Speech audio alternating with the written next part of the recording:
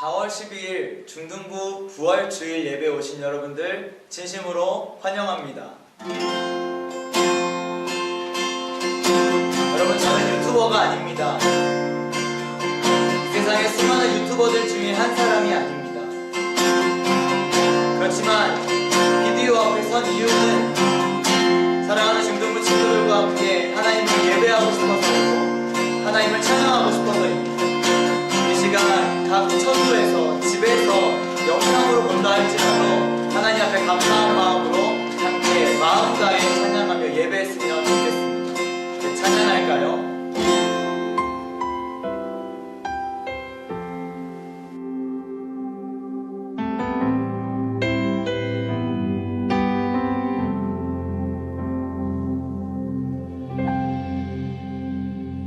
주 안에서 내 영혼 다시 태어나 이전 것은 지나고 새롭게 됐네. 죄로 물든 내 모습 예수와 함께 죽고 부활 생명 내 안에 새로운 삶이 열렸네. 너희가 나를 택한 것이 아니요 내가 너희를 택하여 세웠나니 오직 내 안에 오직 내 속에 그리스도가 사네. 오직 내 삶에 오직 내 맘에 그가 주인 되셨네.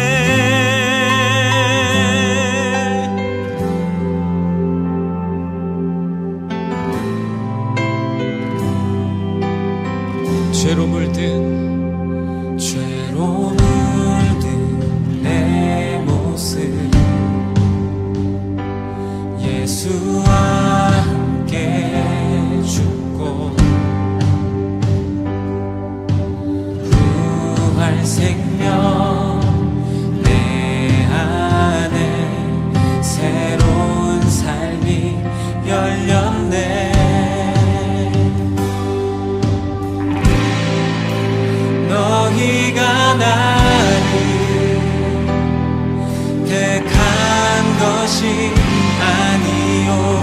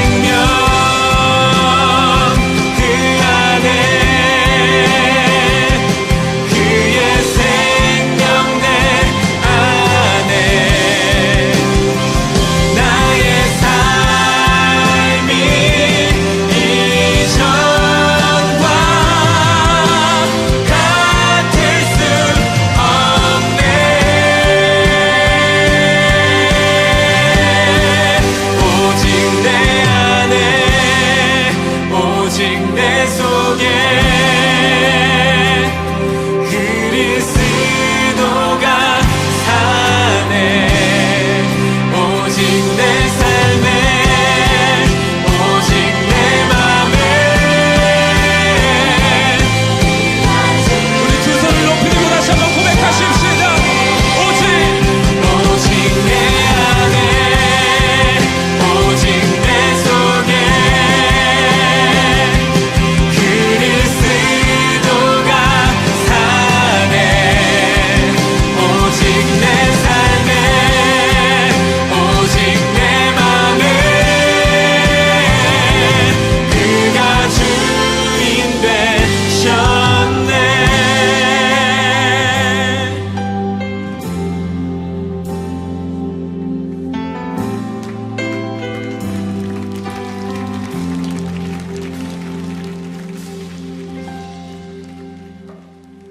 네, 이제 마지막으로 함께 우리 예수 우리들의 밝은 빛이라는 찬양을 할 건데요.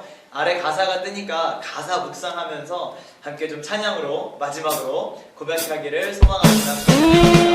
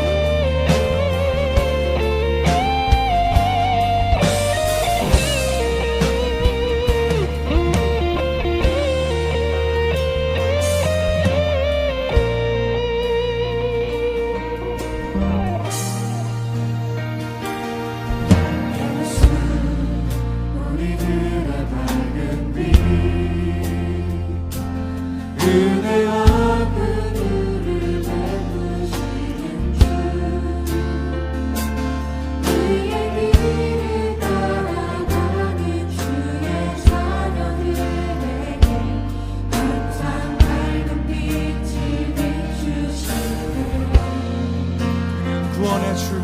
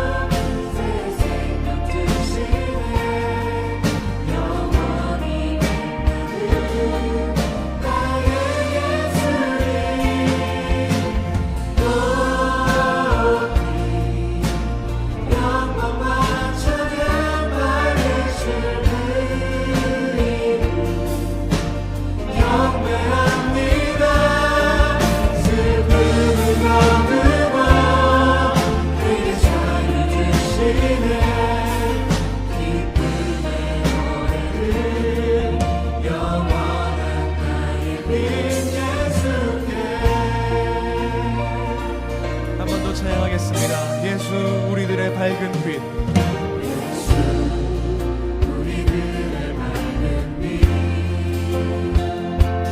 은혜와 긍휼을 베푸시는 주 그의 길을 따라가는 주의 자녀들에게 항상 밝은 빛을 비추시네. 그는 구원의 주 하나님 공의로 세상을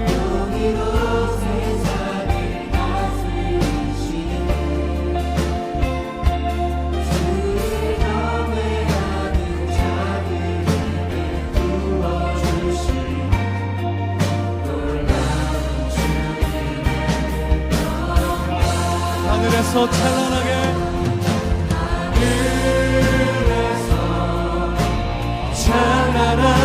빛나는 주의 영광 이 땅에 오셨네.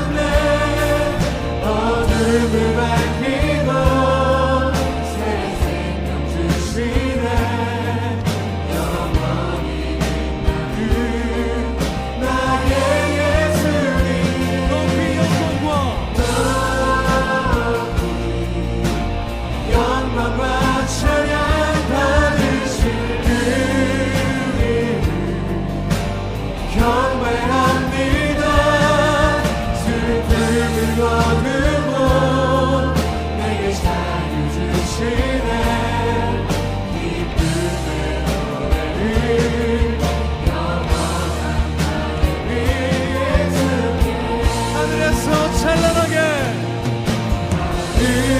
하늘에서 찬란하게 빛나는 주의 영광 이 땅에 오셨네 어둠이 밝히고 새 생명 주시네 영원히 빛나는 나의 예수님 높이 영광과 찬양 받으실 주님 경배합니다 슬픔을 거두고 내게 자유 주시네 기쁨의 노래를 영원한 나의 예수께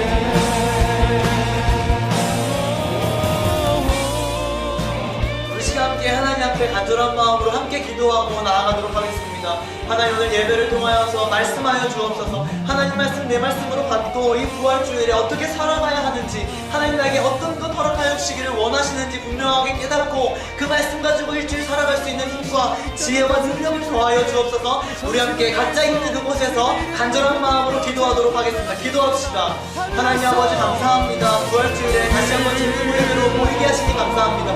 우리가 몸이 모여있지는 않지만 하나님 앞에서 함께 이렇게 예배하며 한 마음으로 함께 할 수 있으니 함께 예배할 수 있으니 얼마나 그 축복이고 감사한 일인지 모릅니다. 하나님 오늘 예배의 짧은 시간이지만 예배를 통하여 하나님 영광 받아주시고 하나님께서 함께하여 주시는 놀라운 은혜들을 이 예배 가운데 경험할 수 있게 하여 주시옵소서. 특별히 부활주일 하나님께서 우리에게 평안할지어다 말씀하여 주시고 명령하셨으니 우리 안에 두려움은 떨리는 마음 궁금한 긴장되는 마음 다 떨쳐내고 부활하신 예수 그리스도와 함께 우리도 평안함을 누릴 수 있는 예배를 할 수 있도록 주님 인도하여 주시고 축복하여 주옵소서. 대회 가운데 함께하여 주실 주님 기대합니다. 하나님 아버지 감사합니다. 부활주일 다시 중등부 예배로 모일 수 있게 하시니 감사합니다. 우리가 몸이 모여있지는 않지만 같은 마음 같은 뜻을 가지고 함께 온라인 예배로 모입니다. 하나님 예배를 통하여서 하나님이 영광 받아주시고 하나님이 주인 되어주시고 하나님 만나고 돌아가는 하나님 만나고 나의 삶으로 돌아가는 시간 될 수 있도록 인도하여 주옵소서. 사랑하는 중등부 친구들 만나지 못하지만 각자 부르신 곳에서 하나님께 영광 돌리고 믿음으로 살아가는 믿음의 세대 될 수 있도록 축복하여 주시고 예배를 통하여 하나님께 마음을 드리는 귀한 시간 될 수 있도록 인도하여 주옵소서. 감사드리며 예수님의 이름으로 기도합니다. 아멘. 네, 중등부 온라인 예배 시작할 수 있도록 허락하신 하나님께 다시 한번 진심으로 감사와 영광을 드립니다. 여러분 제가 유튜브에다가 설교를 올리기로 하고 난 다음에 몇 분 정도 설교를 해야 할까 정말 많이 고민했습니다. 어떤 사람들은 5분 이상 집중하지 못한다. 5분 만에 설교 끝내라 이렇게 이야기하는 사람들도 있었고요. 또 어떤 분들은 10분, 또 15분, 또 어떤 친구들은 1분 안에 해결해야 됩니다 라고 하는 친구들도 있었습니다. 그렇지만 제가 유튜브 영상은 1분 안에 끝내야 여러분들이 잘 보니까 또 5분 안에 끝내줘야 하니까 예배의 시간을 단축해서 빨리빨리 해결해버리는 것은 하나님 기뻐하시지 않을 것 같다는 생각을 하게 됐습니다. 그래서 제가 설교를 길게 하겠다는 이야기는 아니고요. 최선을 다해서 짧게 줄여서 하겠지만 그럼에도 불구하고 일주일에 딱 한 번 드리는 오늘 이 예배를 통하여서 여러분들에게 하나님이 어떤 분이신지 또 하나님 나에게 무엇 주기를 원하시는지 분명하게 들을 수 있도록 시간을 구애받지 않고 함께 설교해보려고 합니다. 여러분들도 여러분 유튜브 보면 저도 그렇지만 1분, 2분 보다가 바로바로 넘기잖아요. 네, 오늘 이 영상은 유튜브 영상이라고 생각하지 말고 제가 찬양할 때도 이야기했지만 저는 유튜버가 아닙니다. 저는 유튜버가 아니라 정말 하나님 앞에 예배하고 싶어서 이렇게 비디오 앞에 선 것이니까 여러분들도 같은 마음으로 예배자의 마음으로 함께 이 예배 드려주셨으면 좋겠습니다. 참 많은 고민을 했는데요. 어떻게 하면 여러분들이 이 유튜브 예배를 드리면서 영상 예배를 드리면서 1분 보다가 넘기고 2분 보다 넘기고 하지 않을까 처음 했던 고민은 설교 간증문을 써야겠다 생각했습니다. 그런데 여러분 온라인 계약도 했지만 이 숙제가 너무 많잖아요. 앉아가지고 계속 숙제하는 친구들을 봤는데요. 너무 힘들어 보이더라고요. 그래가지고 간증문 쓰는 건 좀 힘들겠다 생각했습니다. 또 실시간으로 하는 것도 있더라고요. 실시간으로 하게 되면 80명 혹은 100명 우리 중등부 친구들이 다 이 컴퓨터 앞에 앉아가지고 오전 11시에 예배를 실시간으로 드리는 겁니다. 근데 문제가 뭐냐? 전사님 저 화장 안 했어요. 마스크 끼고 모자 쓰고 누군지도 알아볼 수도 없고 그러한 불상사가 있겠다. 어떤 친구들은 늦잠 잤어요. 안 볼래요. 그것뿐이겠습니까? 또 어떤 친구들은 저는 앱 못 깔았어요. 저 로그인 못 했어요.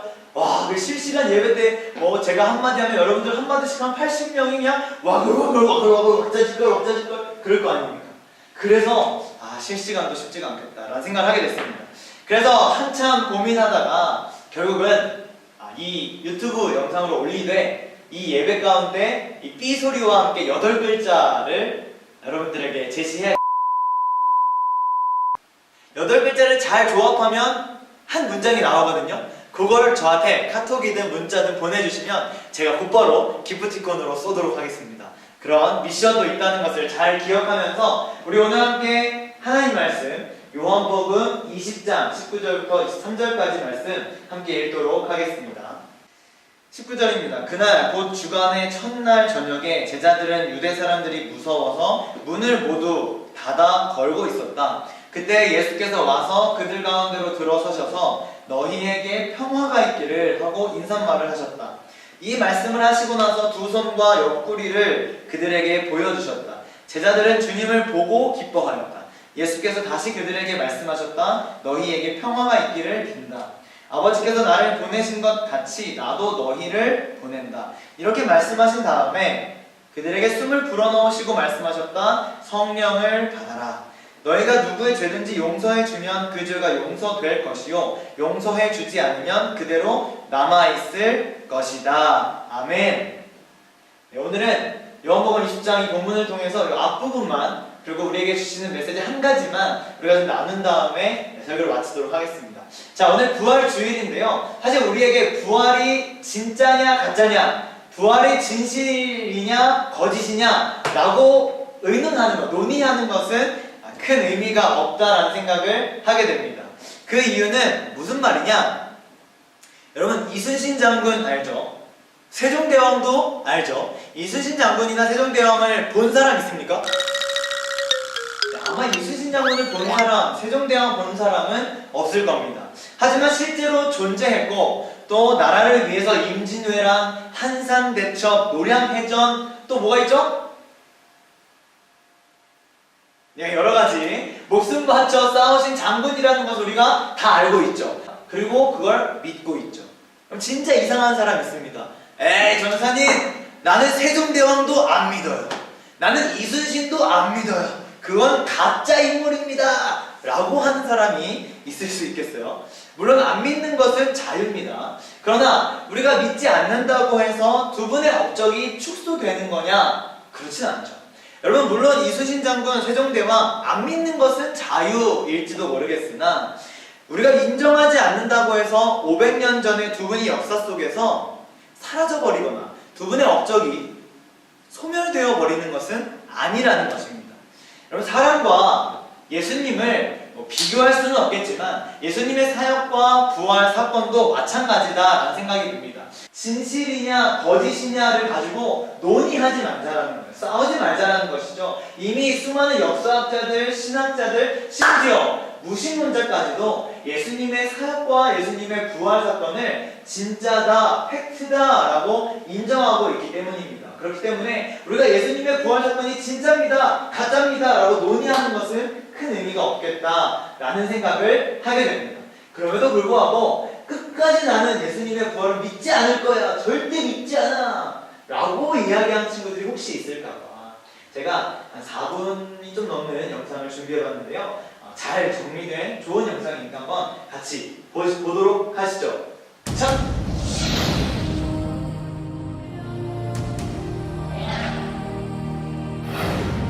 예수의 부활은 역사적 사실일까요? 사람이 어떻게 죽었다가 다시 살아날 수 있을까요?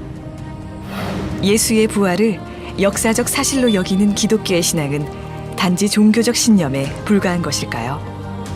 생애 말년에 유신론자가 된 영국의 철학자 앤터니 플루.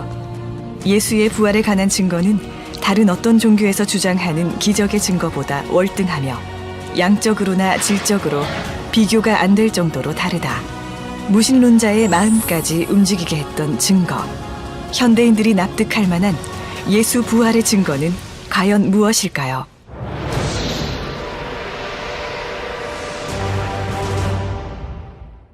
기원 후 1세기, 고대 로마의 사형 방법 중 하나인 십자가형. 죄수 스스로 약 80kg 무게의 십자가 형틀을 짊어지고 형장으로 올라가 손목과 발에 못이 박힌 채 죽음을 맞이하는 잔인한 사형 방법. 예수는 로마 제국을 위협하는 인물로 고발되어 빌라도 총독에 의해 십자가형에 처해진 후 예루살렘에 있는 무덤에 묻혔습니다. 역사가 타키투스의 연대기 15권 44장 2절에도 빌라도 행정관에 의해 처형된 예수의 기록이 존재합니다.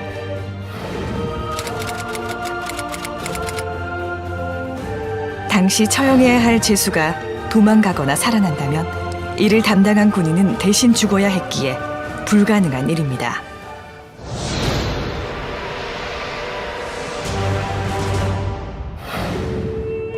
예수가 죽은 지 사흘째 되는 날 새벽, 그의 무덤은 빈 상태로 발견되었습니다. 당시 무덤의 형태는 동굴 속에 관이 비치되어 있고 입구가 돌로 막혀 있었습니다. 막달라 마리아와 여인들이 무덤에 도착했을 때 입구를 막았던 돌은 옮겨져 있었고 무덤 내부는 시신을 쌌던 천만 남아있을 뿐 텅 비어있는 상태였습니다.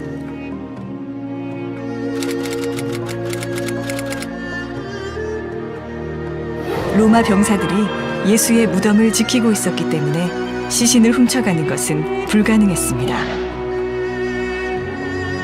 유대인들은 시신을 중요시했기 때문에 유대인들이 스승의 시신을 훔쳤다는 주장도 설득력이 약합니다. 만약 거짓 소문이 퍼지도록 바랬다면 빈 무덤을 처음 발견한 이가 여자라고 기록하지 않았을 것입니다. 유대 사회에서 여자의 사회적 지위는 굉장히 낮았으며 여자의 말은 믿을 수 없는 것으로 치부되었기 때문입니다. 저명한 종교 철학자이자 변증가 게리 하버마스. 예수의 빈 무덤에 대해 씌어진 2200여 개의 문헌을 조사한 결과 75%의 학자가 예수의 빈 무덤을 역사적 사실로 받아들인다고 주장하였습니다.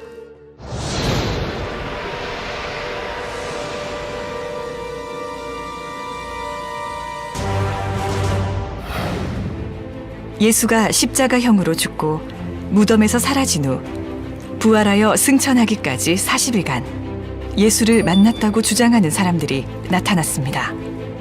만약 제자들 중 몇 사람만이 예수의 부활을 주장했다면 그들은 미친 사람 취급을 받았을 것입니다. 하지만 예수를 목격한 사람은 500명이 넘었습니다. 그 일 이후 흩어졌거나 몸을 숨겼던 예수의 제자를 비롯하여 예수를 미워했던 사람들조차 그의 부활을 전하는 일에 목숨을 걸기도 합니다. 그 결과 교회가 출현하게 되었고 불과 20-30년 안에 기독교는 폭발적인 부흥을 맞이합니다. 로마를 비롯한 광범위한 지역에서 수많은 사람들이 예수를 하나님의 아들로 믿게 되었습니다.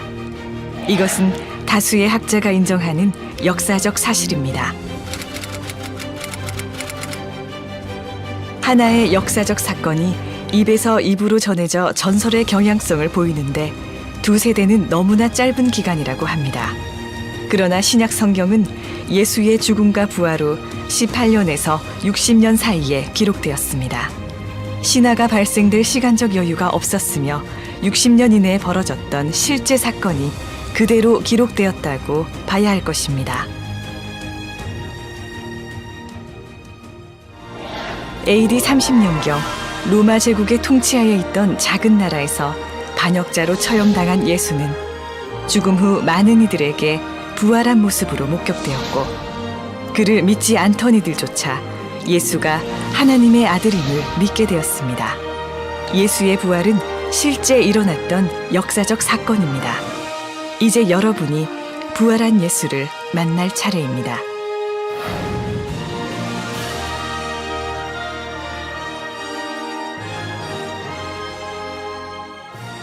자, 예수님이 부활하신 것은 팩트가 맞는데 제가 오늘 여러분들과 나누고 싶은 것은 뭐냐? 예수님이 그럼 부활하셔서 뭐라고 인간들에게 또 제자들에게 말씀하셨냐 하는 것입니다. 여러분 본문 20장 18절 한번 볼까요? 18절 막달라 사람 마리아는 제자들에게 가서 자기가 주님을 보았다는 것과 주님께서 자기에게 이런 말 영상에서도 봤지만 예수님의 부활을 처음 본 사람은 마리아란 여자였습니다. 마리아가 예수님의 제자들에게 막 달려가죠. 예수님이 부활하셨다라고 했겠죠. 예수님이 부활하셨다라는 말을 들은 제자들의 감정은 어땠을까요? 자, 예수님이 3년 동안 제자들과 함께 하셨는데 자기가 십자가에서 죽고 사흘 만에 부활할 것이다 라고 말씀하셨습니다. 그러면 제자들이 예수님의 부활 소식을 듣고 기쁘다 안 기쁘다? 기뻤겠죠. 그냥 기쁘다 겁나 기쁘다? 겁나 기뻤겠죠. 여러분 예를 한번 들어볼게요. 여러분 갤럭시 20 있잖아요. 갤럭시 20 최신 폰. 갤럭시 20을 엄마가 사주기로 약속했어. 기대된다? 기대 안 된다? 기대되죠. 그렇게 3개월을 기다렸는데 3개월 뒤에 엄마가 퇴근길에 진짜 갤럭시 20을 사가지고 집으로 들어오신 거예요. 기쁘다 안 기쁘다? 기쁘다. 그냥 기쁘다 겁나 기쁘다? 겁나 기쁘죠. 다시 예수님의 십자가 사건으로 돌아와 볼게요. 예수님의 부활 사건으로 돌아와 볼게요. 예수님이 인간들의 죄를 대신해서 죽겠다라고 말씀하셨습니다. 그리고 사흘 만에 나 부활할 거야 라고 말씀하셨습니다. 예수님의 십자가가 슬프고 고통스럽고 아프지만 내 마음을 힘들게 하지만 그럼에도 불구하고 거기가 끝이 아니죠. 부활 사건을 우리가 기대하기 때문에 예수님의 십자가가 더욱더 가치 있고 빛나고 부활할 것이라는 것을 우리가 알고 있기 때문에 예수님의 부활이 기쁨, 기대됨 아니겠습니까? 그리고 드디어 마리아를 통해서 진짜 부활하셨다는 기쁜 소식이 들려왔습니다. 자, 제자들이 얼마나 기뻤을까요? 제자들이 이 소식을 듣고서 와, 예수님이 진짜 부활했어! 와, 예수님이 진짜 부활했어! 와, 진짜 말로만 하는 줄 알았는데 야, 난 진짜 믿지 못하고 있었는데 진짜로 예수님이 부활한 거야. 와, 너무 신기하다. 빨리 예수님 보러 가자! 그리고 막 뛰어나갔어요. 정상 아니겠습니까? 그런데 19절을 보죠. 그날 곧 주간의 첫날 저녁에 제자들은 유대 사람들이 무서워서 문을 모두 닫아 걸고 있었다. 그날 19절에 나오는 그날이 무슨 날이에요? 예수님이 부활하신 날입니다. 마리아가 새벽에 확인을 했고 제자들은 적어도 오전에 예수님이 부활하셨다라는 소식을 들었을 겁니다. 그런데 그날 저녁에 제자들의 감정이 어땠다고 성경이 기록하고 있습니까? 한번 따라해 봅시다. 무서웠다. 무서웠다. 무엇이 무서워요? 성경에 기록되어 있죠? 유대 사람들이 무서웠다. 왜요? 유대 사람들이 예수님을 고발하여서 예수님 십자가에서 죽었잖아요. 만약에 제자들이 예수님과 함께 있다는 것을 유대인들이 또 고발하면 제자들도 고발당하고 제자들도 예수님과 함께 3년 동안 살았다는 이유만으로 예수님처럼 십자가에 처형될까봐 두렵고 무섭고 떨리는 마음이었다는 것이죠. 그래서 문을 꼭꼭 걸어 잠그고 스스로 자가 격리자가 되어버린 것입니다. 여러분, 예수를 십자가에 못 박은 유대인과 십자가에서 못 박히셨다가 사흘 만에 부활하신 예수님과 누구를 더 두려워하고 무서워해야 할까요? 조금 다른 말로 하면 유대인과 예수님 중에 누구를 더 신뢰하고 따라야겠냐라고 하는 말입니다. 이런 예화가 어떨지 모르겠는데 이제 여러분 살다 보면 싸움이 일어날 수 있잖아요. 그죠? 여러분들은 잘 안 싸우겠지만 싸움이 일어난다고 쳐봅시다. 저와 이지은, 3학년 이지은이 싸움을 한 겁니다. 제가 멋있게 뒤돌려차기로 선빵을 날렸습니다. 그래서 선빵이라고 하는 것은 먼저 때리다 하는 말입니다. 선빵을 날렸습니다. 자, 이지은이한테 맞았습니다. 근데 이준이 화가 나가지고 갑자기 막 힘을 으아 주더니 그 뒤에 저를 20대를 때려서 제가 이제 완전 KO 당해버린 것이죠. 자, 그러면 이 사건을 여러분이 봤다라고 한다면 저를 더 무서워해야 돼요? 이지은을 더 무서워해야 돼요? 다른 말로 제가 이긴 거예요? 이지은이 이긴 거예요? 지은이를 무서워하는 게 정상입니다. 그런데 예수님의 제자들이 유대인들이 예수님을 십자가에 못 박았다, 십자가에서 못 박히신 예수님은 부활했다 라는 소식을 듣고도 누구를 지금 더 무서워하고 있어요? 유대인들을 더 무서워하고 있어요. 뿐만 아니라 무서워서 집 안에 들어가서 문을 굳게 닫고 있다라는 것입니다. 여러분, 아까도 말했지만 예수님의 부활 사건이 진짜냐 가짜냐를 논의할 필요는 없을 것 같습니다. 우리가 진짜라고 인정을 하든 안 하든 예수님의 부활 사건은 실제로 있었던 사건이기 때문이죠. 그러나 오늘 우리가 반드시 대답해야 될 질문이 있다라고 한다면 예수님의 부활이 진짜 가짜 이게 아니라 예수님의 부활을 너는 믿니 안 믿니? 이 질문에 대답해야 될 것입니다. 여러분은 부활하신 예수님을 만났습니까? 지금도 여전히 살아계신 예수님을 믿고 따르고 그렇게 살아가고 있나요? 아니면 예수님을 죽이고 가려버리고 공격해버리는 유대인들과 같은 이 시대의 우상들 때문에 예수님을 온전하게 신뢰하지 못하고 바라보지 못하고 살아가고 계십니까? 우리 마태복음 10장 28절 한번 읽어보도록 하겠습니다. 그리고 몸은 죽일지라도 영혼은 죽이지 못하는 일을 두려워하지 말고 영혼도 몸도 둘 다 지옥에 던져서 멸망시킬 수 있는 분을 두려워하여라. 유대 사람들이 두려워서 집 안으로 들어가 꼭꼭 문을 걸어 잠궜던 제자들에게 찾아가십니다. 누가요? 예수님이 찾아가시죠. 19절 뒷부분을 한번 읽어보겠습니다. 그때 예수께서 와서 그들 가운데로 들어서셔서 너희에게 평화가 있기를 하고 인사말을 하셨다. 너희에게 무엇이 있기를? 다시 한 번만요. 너희에게 무엇이 있기를? 평화가 있기를. 할렐루야. 평화라는 단어, 사실 요즘 세대가 자주 사용하지는 않는 단어인데요. 그래서 제가 사전적 정의를 한번 가지고 와봤습니다. 한번 들어보세요. 국가 간의 전쟁이 없는 상태, 상호 간의 무력 충돌이 일어나지 않는 상태가 평화라는 단어의 사전적 개념이더라고요. 그러나 본문에서 예수님이 말씀하신 평화는 그저 전쟁이 조금 없는 것, 무력 충돌이 일어나지 않는 것, 그저 뭐 별일 없는 평화로운 상태의 평화 정도가 아닙니다. 예수님이 말씀하신 너희에게 평화가 있기를 이라고 하는 단어의 헬라어는 이건 완전한 평화를 가리킵니다. 인간과 인간 사이의 평화 정도가 아니고요, 나라와 나라 사이의 평화 정도가 아니고 그보다도 더 본질적이고 더 근본적인 평화를 말하고 있는 거예요. 곧 누구와의 평화를 말하고 있는 겁니까? 저와의 평화 정도가 아닙니다. 가족들끼리 정도의 평화가 아니에요.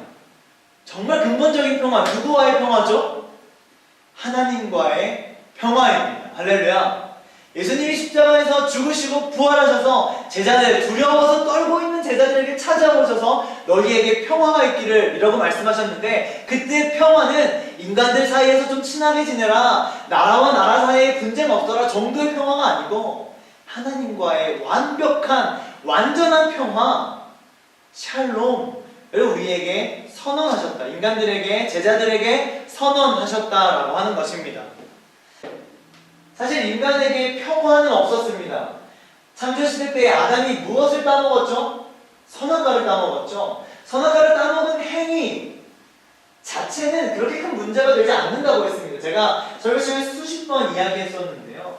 선악과를 따먹은 행위보다도 더 큰 문제다, 더 큰 죄다라고 여겨지는 게 무엇이었습니까? 하나님 말씀에 순종하지 않은 것, 하나님께서 하라, 하나님께서 하지 말아라 라고 말씀하신 것을 거역하고 내가 하고 싶은 것대로, 내가 생각하는 것대로 내 마음대로 하는 것을 하나님이 죄라고 여기시고 그것을 하나님 믿지 않는 것이다 라고 여기신.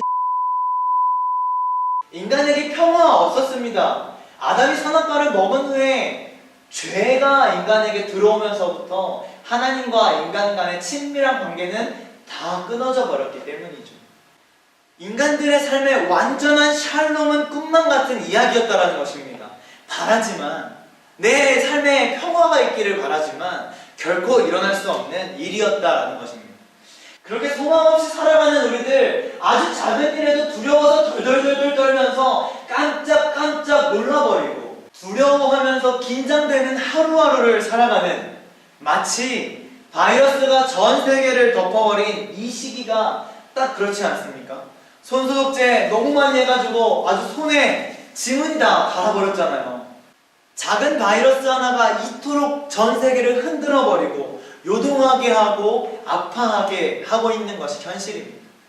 전 국민이 마스크를 쓰고 손을 소독하고 격리가 되고 국가와 국가가 서로 문을 닫아버리는 상황 속에서 평화는 다 사라져버렸다라는 생각이 듭니다.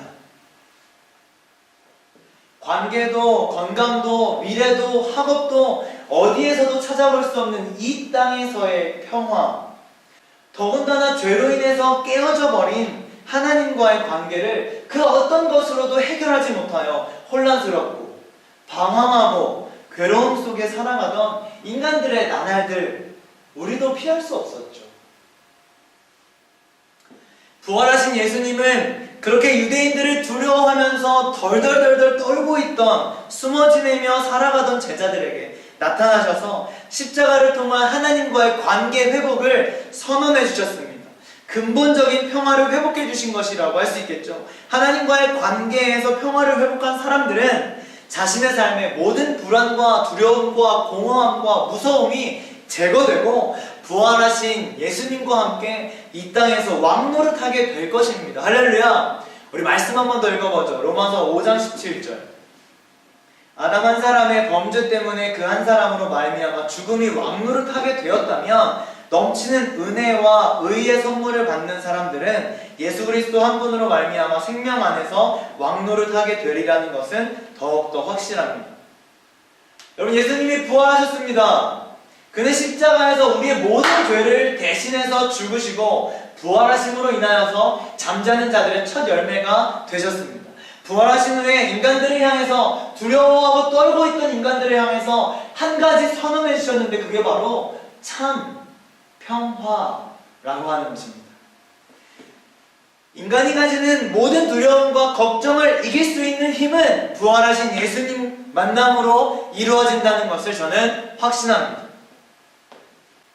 하나님과의 친밀한 관계가 다 끊어져 버려서 혼란스럽고 방황하고 당황하는 난감한 상황에 처해져 버린 우리 인간들에게 찾아오신 예수님, 부활하신 예수님을 믿는 것으로 인하여서 하나님과의 친밀한 관계가 완벽하게 해결되는 줄 믿습니다. 할렐루야! 예수님께서 주시는 평화의 축복은 이 한 번으로 끝나지 않습니다. 오늘 본문 19절 뿐만 아니라 21절과 26절에도 동일하게 참 평화가 선언되어 있는데요. 우리 함께 요한복음 20장 21절, 26절 한번 읽어보겠습니다. 예수께서 다시 그들에게 말씀하셨다. 너희에게 평화가 있기를 빈다. 아버지께서 나를 보내신 것 같이 나도 너희를 보낸다. 26절입니다. 여드레 뒤에 제자들이 다시 집안에 모여 있었는데 도마도 함께 있었다. 문이 잠겨 있었으나 예수께서 와서 그들 가운데로 들어서셔서 너희에게 평화가 있기를 하고 인사말을 하셨다.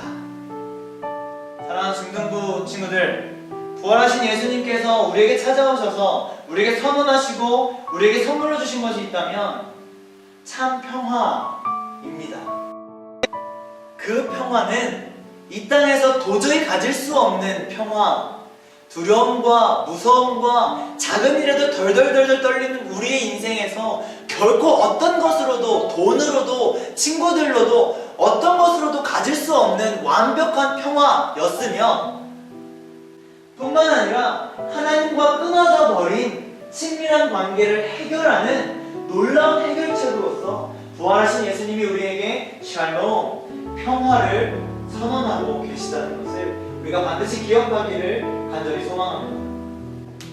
사랑하는 중등부 친구들, 오늘 예배를 통해서 부활하신 예수님을 만나서 우리의 삶에 진짜 평화, 잠깐 기뻤다가 다시 슬퍼져 버리는 그런 잠깐의 평화 말고요, 5분, 10분, 혹 하루, 이틀, 혹 일주일, 2주일, 한 달 즐거웠다가 그 뒤에 다시 불행해져 버리는 그런 평화 말고요. 어떠한 상황과 환경에도 넘어질지라도 다시 일어설 수 있는, 쓰러질지라도 다시 한번 힘을 얻을 수 있는 그 놀라운 참 평화가 부활하신 예수님에게 있다는 것을 우리가 분명하게 기억하고 깨닫고, 부활하신 예수님이 여러분들의 예수님이 되시기를, 저의 예수님이 뿐만 아니라 여러분들의 예수님이 되시기를 간절히 기도하고 소망합니다.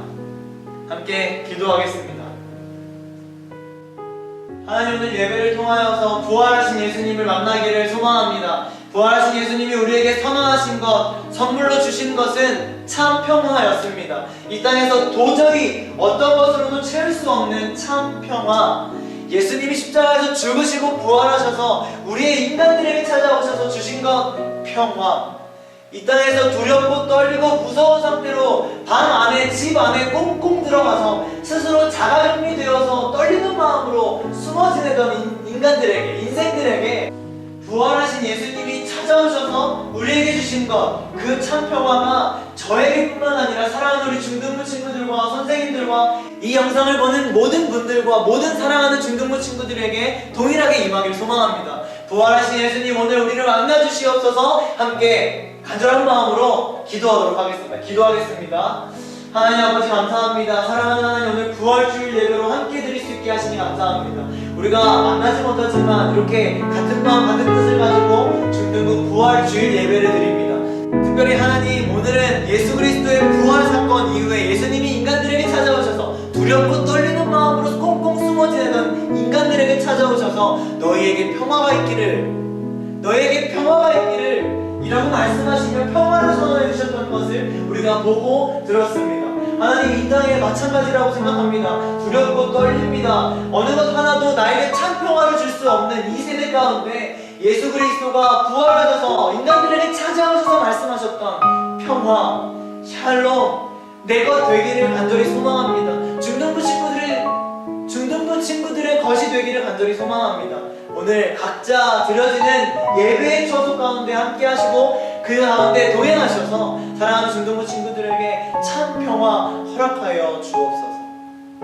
하나님, 이 땅에서의 평화뿐만 아니라 하나님과의 끊어져 버렸던 친밀했던 관계, 그것도 해결할 수 있는 것이 십자가에서 죽으시고 부활하신 예수 그리스도를 만날 때, 믿을 때임을 분명하게 기억하며 오늘 예배를 통하여서 부활하신 예수님, 내가 만난 예수님 될 수 있도록 사랑하는 중등부 친구들과 오늘 예배를 드리고 있는 모든 분들에게 그런 하나님의 은혜, 축복 허락하여 주옵소서. 감사드리며 예수님의 이름으로 기도합니다. 아멘. 부활하신 예수님 만나기를 간절히 소망합니다. 광고 2가지 드리고 예배 마치도록 하겠습니다. 첫 번째 광고는 헌금인데요. 헌금은 교회에 왔으니까 드리고 교회 안 오면 안 드리고 하는 입장료가 아닙니다. 여러분, 헌금은 하나님께서 나에게 허락하여 주신 모든 것에 감사하면서 드리는 것이기 때문에 아래에 나와 있는 방법으로 헌금을 하시면 좋겠고, 혹시 난 계좌이체 뭐 이런 거 잘 모르겠다 하는 친구들은 잘 헌금을 매주 용돈 받아서 헌금을 잘 모아놨다가 교회 올 때 한 번에 하나님 앞에 드렸으면 좋겠습니다. 여러분들의 마음을 드리는 것이기 때문에 부모님이 주지 않는다 할지라도, 또 교회에 이렇게 오지 못한다 할지라도 이럴 때 더욱더 헌금 생활에 최선을 다할 수 있었으면 좋겠습니다. 두 번째 광고는요, 이제 앞으로 다시 모일 때까지 우리가 중등부 온라인 예배를 이런 방식으로 진행하게 됩니다. 토요일날 저녁에 최대한 빨리 제가 유튜브에다 올릴 테니까 꼭 기억해 주시고 중등부 온라인 예배로 함께 해주시길 바라겠습니다. 자존심 상해서 이런 거 안 하려고 했는데요, 보시고 구독을 누르시면 그 예배 영상이 올라가면 그 핸드폰에 뜬다고 하네요. 구독을 눌러서, 제 구독자를 늘리고 싶은 욕심이 없어요. 구독을 눌러서 예배 놓치지 말고 또 올려주는 영상들을 최대한 빨리 잘 받아볼 수 있었으면 좋겠습니다. 우리가 만나지 못하더라도 온라인을 통해서 이렇게 계속해서 하나 되어지고 또 함께 만날 수 있는 시간이 있었으면 좋겠고요. 자, 마지막으로 8번의 B가 나왔었죠. 잘 기억했다가 전사님에게 카톡으로 보내든지 문자로 보내면 되는데 그냥 무식하게 나와 있는 8글자를 막 쓰지 말고 한번 생각해보고 한번 응용해서 저희 카톡으로 보내면 제 기프티콘을 보내도록 하겠습니다. 네, 사랑하는 중경 친구들, 다시 만날 때까지 건강하게 방심하지 말고 열심히 잘 살다가 만났으면 좋겠고요. 또 온라인 계약 3학년들은 시작했죠? 온라인 계약 최선을 다해서 열심히 공부하고 또 힘내는 부활하신 예수님과 함께 이 땅을 살아가면서 힘내는 우리 중동부 친구들 되기를 간절히 소망합니다. 할렐루야! 주기도문하고 예배를 마칠 텐데요. 주기도문하고 예배 후에 제가 한 1분 정도 찬양을 좀 틀어줄게요. 1분 동안 오늘 말씀 기억하면서 하나님 앞에 마지막 1분 기도하고 그렇게 하고 마쳤으면 좋겠습니다. 할 수 있죠? 그럼 우리 주기도문하고 예배를 마치도록 하겠습니다. 하늘에 계신 우리 아버지여, 이름이 거룩히 여김을 받으시오며 나라의 임하시오며 뜻이 하늘에서 이루어진 것 같이 땅에서도 이루어지니라. 오늘날 우리에게 일용할 양식을 주옵시고 우리가 우리에게 죄 지은 자를 사하여 준 것 같이 우리 죄를 사하여 주옵시고 우리를 시험에 들게 하지 마옵시며 다만 악에서 구하옵소서. 나라와 권세와 영광이 아버지께 영원히 있사옵나이다.